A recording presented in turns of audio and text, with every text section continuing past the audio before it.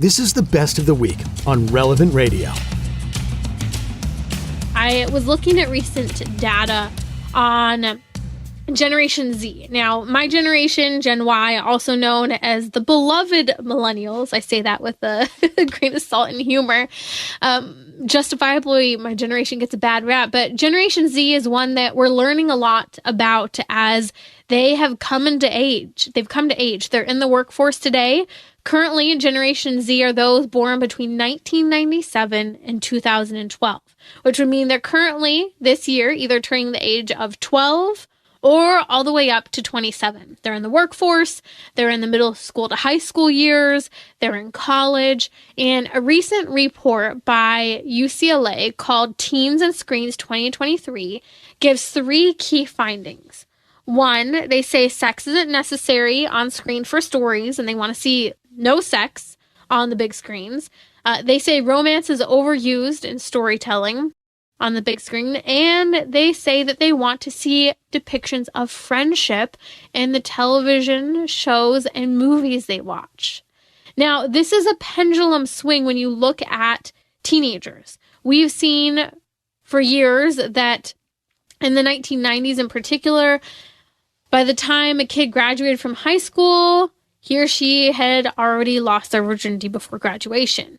Now we see data continuing to trend that, including from the Institute for Family Studies, reporting that less than 40% of teenagers and high school graduates today have ever had sex. However, we've seen a major increase in pornography use.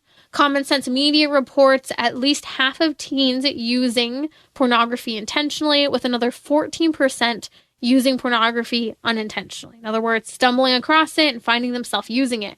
Now, this is from teen polling. And I'm just going to say, can you imagine the number of teens who don't say that they're looking at pornography? I imagine the numbers very high, which, not to be a pessimist, but the number of teens using pornography is much higher than 65%. Now, what they did share is that these teenagers were exposed to pornography before the age of 10. So just key things to be aware of: cracking down on devices, being aware of how teens are coming across this.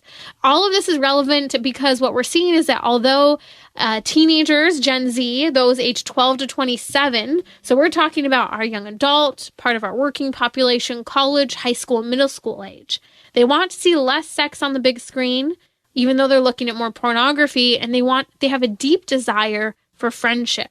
A very deep desire for friendship and to see depictions of it.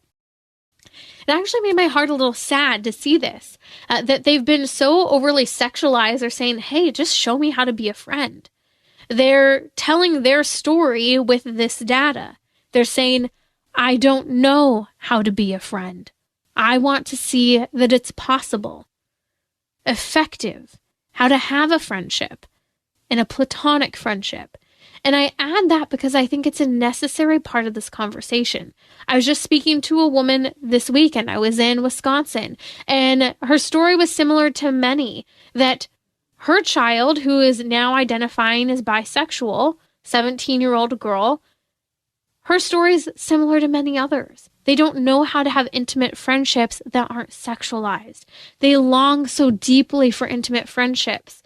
In the world, the culture, social media, modern television tells them that intimacy is sexual, that intimacy is just between a man and a woman, or between people the same sex, and you go further than was ever intended for something outside of male-female marriage. And so they're asking, this is a cry from Gen Z, show me how to be a friend. They've perhaps not seen it in their own relationships with parents or their parents' relationships. With a high divorce rate and also a number of teens and young adults now whose parents never even lived together, one of whom was sometimes never present. And so they're asking for help on how to cultivate friendships. And I think there's much to be said of solutions. Solutions include what the top psychologists and therapists are saying today. The leading topic today surrounding teenagers and mental health, if they're willing to actually share the real data, centers around technology and screens. There's a reason why the people who are creating the iPhone, who are designing the online learning programs the games, the social media apps. Silicon Valley does not allow their children to have screens. They do not allow their children the very technology and programs that they are developing. Why? Because they know it's addictive. They know it's harmful. They're going to tech-only schools. They know the damage on mental health and education and relationships that screens and technology has. That's a dirty little secret of Silicon Valley. So what are the solutions? Well, getting off the tech. This is why I love our friends at screenstrong.com. Screenstrong.com helps you to navigate and delay technology in your home and to help cultivate good, healthy, mature children, teenagers, and adolescents. It helps them in navigating and developing intimate friendships as well.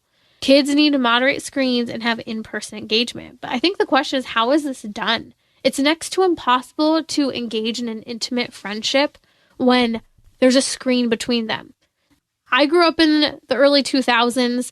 Screens came on the scene as I was in those adolescent years, middle school, high school. I saw the transition. I remember even when we were so excited for our stupid flip phones and later our iPhones, and my next door neighbor would be over or my best friend would be over, and we would be texting each other from the same room, sitting on opposite sides of the room. But it was so cool because you had this technology and you could communicate nearly instantly.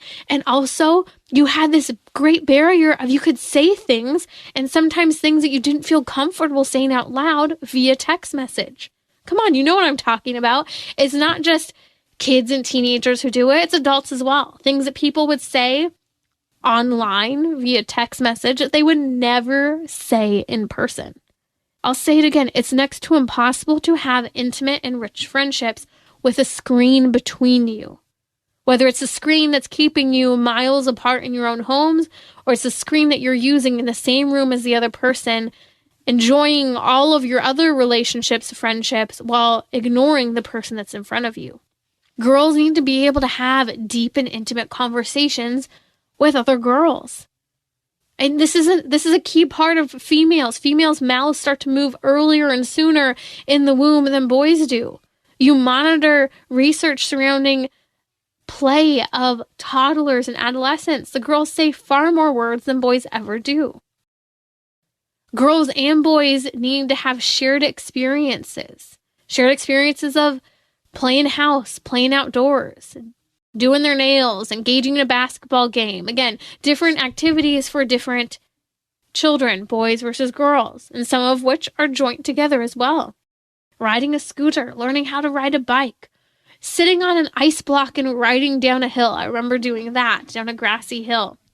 As you get into the teen, college, and young adult years, volunteering for me forged the friendships I have today. The pursuit of truth, faith, and justice, and coming alongside someone who believes in similar things is transformative. So why, for me, getting involved in pro-life work was key. Maybe pro-life work isn't that area for you. Maybe it's feeding the poor. Maybe it's fighting the trans ideology. Maybe it's that you need formation in your faith. Another great program I was involved in college and after college was Eagle Eye Ministries. Excellent faith formation, taking you outdoors, and a great opportunity to meet like-minded people who also want to talk about God. I think finding common interests as well in friendship, we need navigation helping to remember that, whether it's music, hiking, the arts, or cooking. I remember my childhood best friend, and we did a lot of time cooking together, hiking, going on walks, we rode our bikes. Our kids engaging in that and without screens, and do they have downtime, both together and alone, to cultivate interests, to cultivate those deep relationships, taking out a good old board game or card game, finding projects to work on around the house. People love Pinterest. Well, why don't we take those Pinterest ideas and start working on them? As we see Generation Z wants to learn more about friendship, let's show them models and talk about the importance of friendship and how to make that happen. You can join me and listen on the Relevant Radio app to Trending with Timmerie live each weekday at 6 p.m. Central. Thanks for listening.